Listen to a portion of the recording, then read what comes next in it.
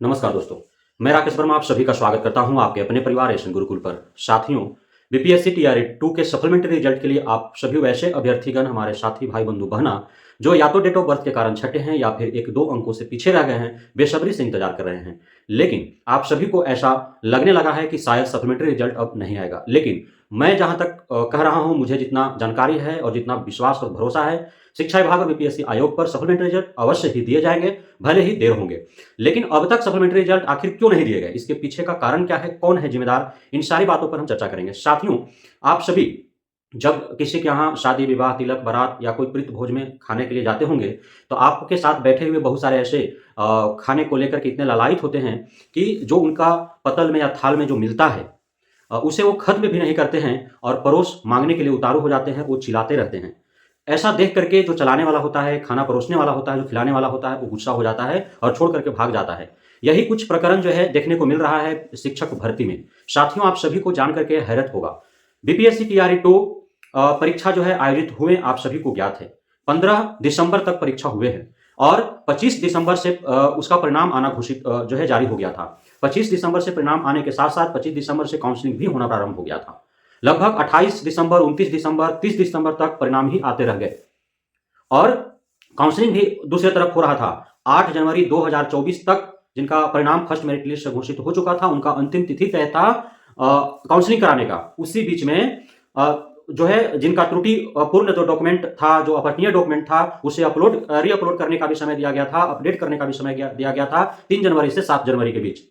अब जब रिजल्ट अभी परिणाम घोषित ही हो रहे हैं फर्स्ट मेरिट लिस्ट वालों का जो सफल चयनित हैं, जब उनका काउंसलिंग ही अभी चल रहा है, उनका काउंसलिंग किसी न किसी कारणवश स्थगित हो गया, जिसे सुधार हेतु जो है अभी अवसर प्रदान किए गए हैं, पुनः वो अटेस्टेड करवा करके डॉक्यूमेंट्स अपलोड कर रहे हैं। शिक्षा विभाग ही काउंसलिंग करा रही है, डॉक्यूमेंट वेरिफिकेशन कर रही है। 8 जनवरी तक शिक्षा विभाग के द्वारा ही डॉक्यूमेंट वेरिफिकेशन काउंसलिंग हेतु समय तिथि तय किया गया है और उसी बीच ये सारे प्रक्रिया हो रहे हैं और उसी बीच शिक्षा विभाग बीपीएससी आयोग को पत्र भेजती है 3 जनवरी 2024 को और यह पूछती है पत्र के माध्यम से जिनका मल्टीपल रिजल्ट जारी हुआ है वे कहीं ना कहीं एक ही जगह जो है काउंसलिंग कराएंगे, नियुक्ति लेंगे, योगदान देंगे, तो उनके द्वारा जो रिक्त जो पद है उस पर आप सप्लीमेंट्री रिजल्ट कब दे रहे हैं? अब बताइए।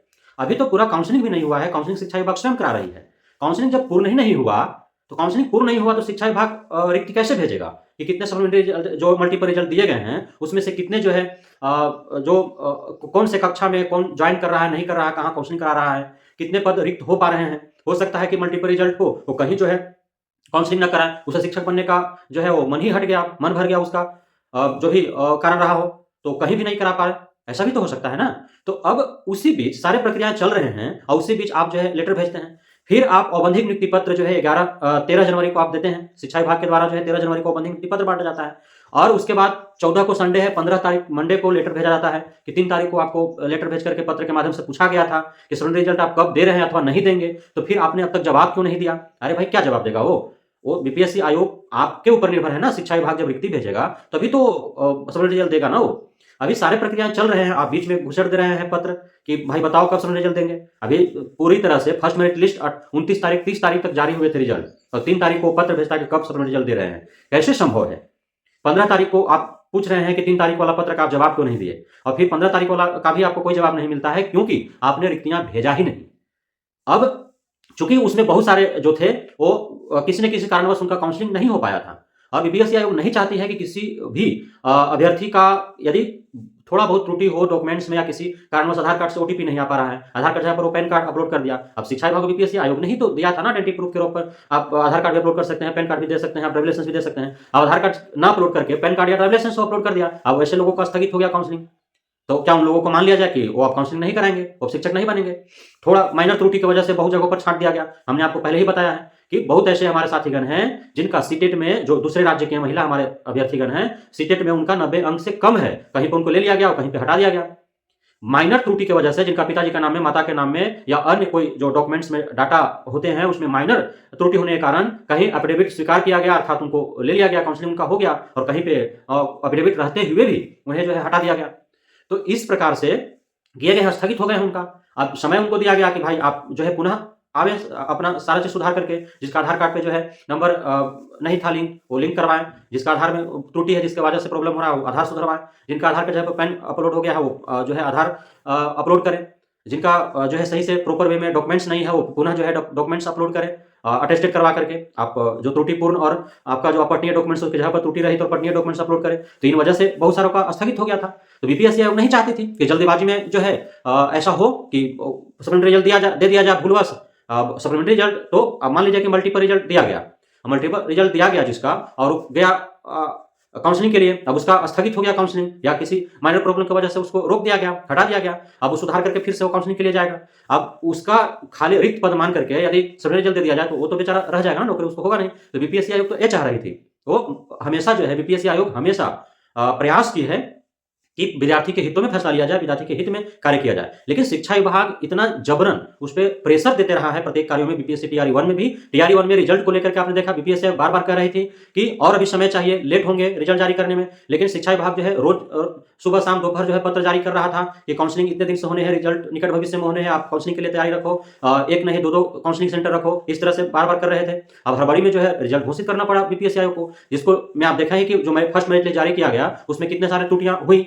बहुत सारे जो है CTET fail, DEd fail, BEd fail, STET fail वाले को जो है रिजल्ट दे दिया गया, बीएड वालों को 1 to 5 में रिजल्ट दे, ये सब हड़बड़ी में ही हुआ। ऐसा बीपीएससी आयोग जानबूझकर नहीं किया, बल्कि उसे प्रेशर में किया है, शिक्षा विभाग ने इतना प्रेशराइज कर दिया। अब बीपीएससी टीआरई 2 में भी वही देखने को मिल रहा है। तो करे तो क्या करे आखिर बीपीएससी आयोग? तो ये सारी गलती जो है वो शिक्षा विभाग का है। शिक्षा विभाग को पर्याप्त समय देना चाहिए बीपीएससी आयोग को। आपको पिछले 5 साल 7 साल से जो है वैकेंसी नहीं आ रही थी तो लेट नहीं हो रहा था। आप वैकेंसी आ रही है तो आप चाह रहे हैं कि सारा चीज 15 दिन 20 दिन 1 महीना में ही एडमिट कार्ड जारी कर दो, फॉर्म भरवा लो, जो है एग्जाम ले लो, रिजल्ट दे दो, सप्लीमेंट्री रिजल्ट दे दो, काउंसलिंग करा लो, नियुक्ति पत्र दे दो, योगदान करा लो, सब जो है 1 महीना के अंदर आप चाह रहे हैं कि करा ले। तो कैसे होगा? संभव नहीं है। हर जगह मानव बल लगे हुए हैं। कितना टेक्निकल तरीके से जो है टेक्निक तरीके से कितना जो है कार्य हो सकते हैं। हर जगह मानव तो चाहिए ही, क्योंकि बहुत सारे टेक्निकल फॉल्ट हो जा रहे हैं जो कंप्यूटराइज तरीके से, ऑनलाइन तरीके से जो कार्य हो रहे हैं। हालांकि बीपीएससी आयोग बहुत कोशिश कर रही है कि आधुनिक तकनीक का प्रयोग करते हुए सारे कार्य को यथाशीघ्र सुलझा लिया जाए, और वो कर भी रही है। लेकिन उसमें भी आप चाह रहे हैं कि और जल्दी हो जाए, तो कैसे होगा? तो सारे गलती जो सप्लीमेंट्री रिजल्ट अब तक नहीं आने का पूरा के पूरा जिम्मेदार जो है वो शिक्षा विभाग है। बीपीएससी आयोग इसमें कतई कहीं तक जिम्मेदार नहीं है।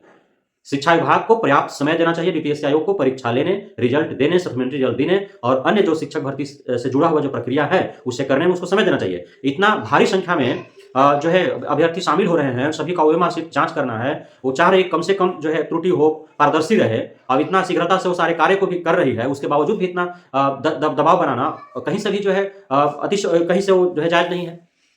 कहीं से वो जायज नहीं है, कितना जो है दबाव बनाया जाए बीपीएससी आयोग पर, इतना शीघ्रता से सारे कार्य लिया जाए। तो इसलिए सप्लीमेंट्री रिजल्ट के लिए कोई भी अभ्यर्थी यदि जाए तो शिक्षा विभाग के पास जाए, सचिवालय में जाए, बिहार सरकार से मांग करे। बीपीएससी आयोग का इसमें कतई कहीं से भी कोई गलती नहीं है।